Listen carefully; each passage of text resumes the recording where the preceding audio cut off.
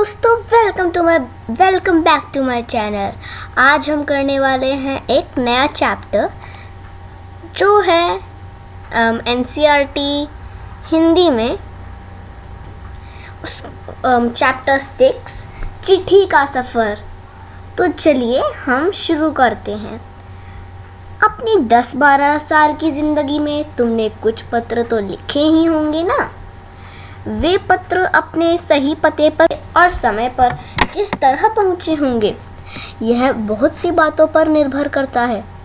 जैसे कि चिट्ठी किस स्थान से किस स्थान पर भेजी जा रही है, संदेश पहुँचाने की कितनी जल्दी है, तुमने पूरा और ठीक पता लिखा है कि नहीं, तुमने उस पर डाक टिकट लगाया है कि नहीं आदि।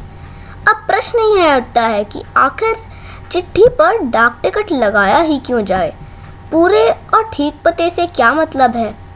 ज़रूरत पड़ने पर संदेश को जल्दी कैसे पहुंचाया जाए। स्थान बदलने से चिट्ठी के पहुंचने पर क्या असर पड़ता है। अब आप भी सोचते होंगे इन सब का कारण क्या हो सकता है। अगर आपको पता है तो आप मुझे कमेंट करके बताइए, और अगर आपको नहीं पता तो आपको इस चैप्टर में पता चल जाएगा। इनमें कुछ सवालों के जवाब तुम्हें शायद तुम्हारे पास हो, खासकर तुम में से जिन्हें डाक टिकट का शौक रखते हो तुम लोग। इन सवालों के जवाब के लिए ज़रा नीचे दिए गए लिफाफों को गौर से देखो।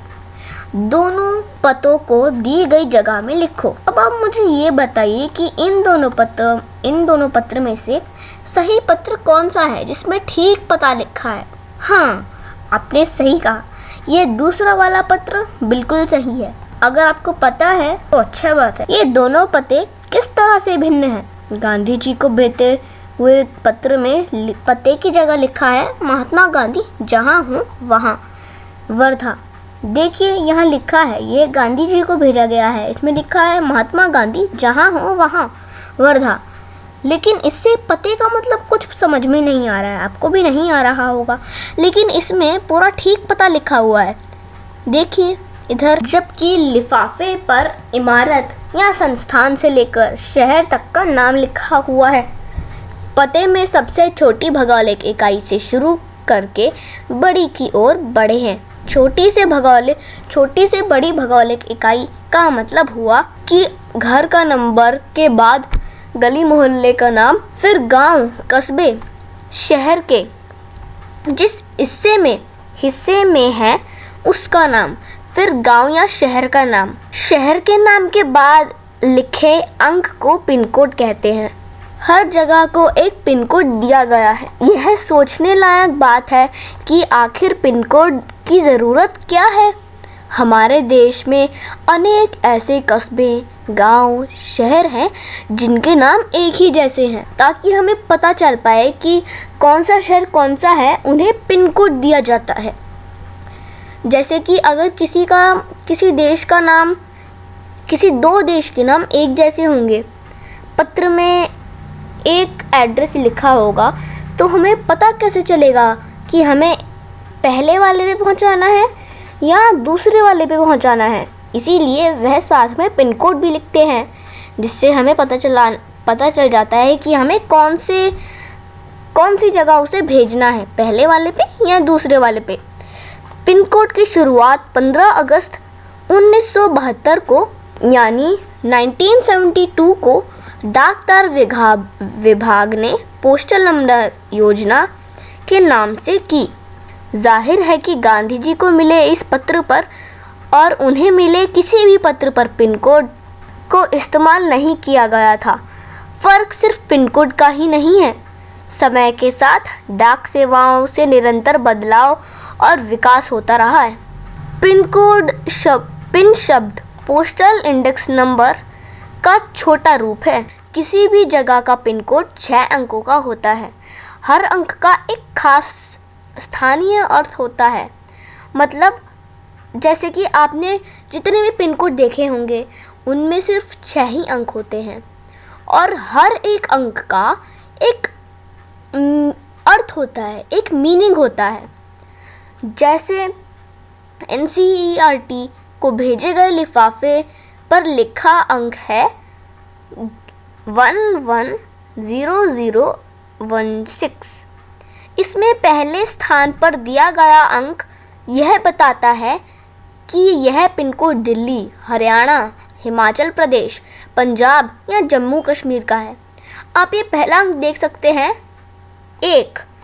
यह बताता है कि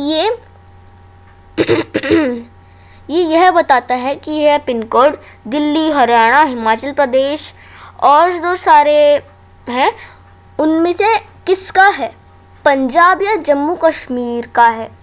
अगले 2 अंक यानी 10, 1 और 0 यह तय करते हैं कि यह दिल्ली के उपक्षेत्र दिल्ली का कोड। अगले 3 अंक यानी 0, 1, 6 दिल्ली उपक्षेत्र के ऐसे डाकघर का कोड है जहां से डाक बांटी जाती है। अब तुम्हारा स्कूल जहां पर है उस इलाके का पिन कोड पता करो। अपने घर के इलाके का पिन कोड भी पता करो। पिन कोड की जानकारी डाकघर से प्राप्त की जा सकती है। डाकघरों में टेलीफोन डायरेक्टरी की तरह पिन कोड डायरेक्टरी भी मिलती है। तुम्हारे इलाके का पिन कोड तो तुम्हारे मोहल्ले में लगे लेटर बॉक्स पर ही लिखा होगा। तो पिछले ज़माने में जो होते थे वहाँ लेटर बॉक्स होते थे, फिर डाकिया आकर लेटर बॉक्स से ले जाता था। अभी भी कहीं कहीं लेटर बॉक्स होते हैं पर ज़्यादा नहीं होते, पहले बहुत होते थे। इसीलिए उस जगह का जहाँ पे वो लेटर बॉक्स है उसका पिन कोड लिखा रहता था। प्रमुख जगहों, शहरों के पिन कोड नंबर तुम्हें कहाँ कहाँ मिल सकते हैं। टिकट संग्रह का शौक काफ़ी लोकप्रिय है। धीरे धीरे इसमें टिकट संग्रह के अलावा डाक से जुड़ी हुई और बहुत सी चीज़ें शामिल हो गई हैं। इसको डाक का विज्ञान कहना गलत नहीं होगा। क्या तुम जानते हो इस विज्ञान को क्या नाम दिया गया है? पता करो और यहाँ लिखो। बहुत पुराने समय में कबूतरों द्वारा संदेश भेजे जाते थे। आपने बहुत जगह सुना होगा कि पुराने समय में कबूतर एक जगह से दूसरी जगह संदेश लेके जाते थे। जब संदेशवाहक कबूतरों की बात हो ही रही है तो उन इंसानों की बात कैसे ना हो जो ऐसे समय में डाक पहुंचाने का काम करते रहे। जब संचार और परिवहन के साधन बहुत सीमित थे, बात हो रही है उन हरकारों की जो पैदल ही आम आदमियों तक चिट्ठी पत्री पहुंचाने का काम करते थे। राजा महाराजाओं के पास घुड़सवार हरकारें हुआ करते थे। हरकारों को न सिर्फ हर तरह की जगहों पर पहुंचना होता था बल्कि डाक की रक्षा भी करनी होती थी। डाकू, लुटेरों या जंगली जानवरों की चपेट में आने का डर हमेशा बना रहता था। अगर कबूतर को कोई बीच में चील मिल गई तो वो आगे नहीं जा पाएगा। इसीलिए पहले के ज़माने में वो 2-2 कबूतर एक साथ भेजा करते थे, जिससे अगर एक कबूतर को चोट लग गई या वो जा नहीं पाया तो फिर दूसरा कबूतर जाकर पहुंचा सकता है। आज भी भारतीय डाक सेवा दुर्गम व पहाड़ी इलाकों तक डाक पहुंचाने के लिए हरकारों पर निर्भर करती है।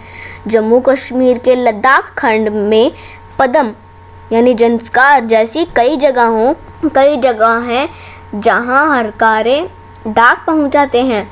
आजकल तो संदेश भेजने के नए और तेज़ साधन आसानी से उपलब्ध हो गए हैं। डाक बांटने में हवाई जहाज़, पानी के जहाज़ और न जाने कौन से साधन इस्तेमाल किए जा रहे हैं। डाक विभाग भी पत्र, मनी ऑर्डर के साथ साथ ईमेल, बधाई कार्ड आदि लोगों तक पहुंचा रहा है। कबूतरों की उड़ान से लेकर हवाई डाक सेवाओं तक का सफ़र दिलचस्प करने वाला है।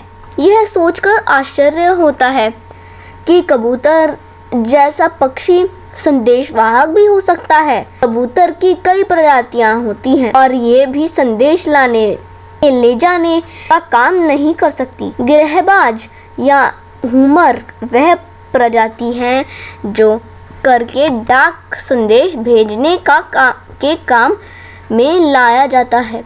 आखिर कबूतर अपना रास्ता कैसे ढूंढ लेते हैं? उन प्रवासी पक्षियों के बारे में सोचो और पता करो कि वे कैसे सैकड़ों मील का रास्ता और सही जगह तय कर पाते हैं।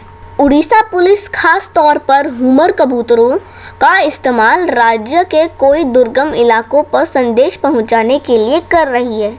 कानून व्यवस्था, संकट और अन्य मौक़ों पर संदेश के लिए ये कबूतर बहुत ही उपयोगी साबित हुए। कबूतरों की संदेश सेवा बहुत सस्ती है और उन पर खास खर्च नहीं आता है। इन कबूतरों का जीवन 15 से 20 साल का होता है और 8 से 10 साल तक वे बहुत अच्छा काम करते हैं। स्वस्थ कबूतर एक दिन में 1000 किलोमीटर तक का सफ़र तय कर सकता है। यदि कोई महत्वपूर्ण संदेश पहुंचाना हो तो 2 कबूतरों को भेजा जाता है ताकि बाज के हमले से जैसी अनहोनी स्थिति में दूसरा कबूतर संदेश पहुंचा सके। मैंने बताया था आपको। शायद यह पढ़कर तुम एक ऐसे कबूतर की कहानी पढ़ना चाहो जो दूसरे विश्व युद्ध में संदेश पहुंचाता था। इस कबूतर की कहानी नेशनल बुक ट्रस्ट से अंग्रेजी में छपी एक किताब में दी गई है। किताब का नाम है ग्रे नेक, जो कि इस किताब का हीरो भी है।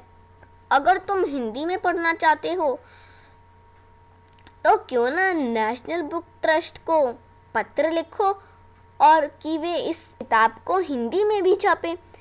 यह रहा उनका पता। तो दोस्तों, यहाँ पे हमारा पूरा चैप्टर ख़त्म होता है। उम्मीद है आपको ये चैप्टर काफ़ी पसंद आया होगा। वैसे मुझे तो ये चैप्टर बहुत पसंद आया। और हाँ, अगर आप चाहते हो तो क्यों ना इनको पत्र, अगर आप चाहते हो कि यह अपनी किताब को हिंदी में छापे तो इनको पत्र भेजना बिल्कुल सही है।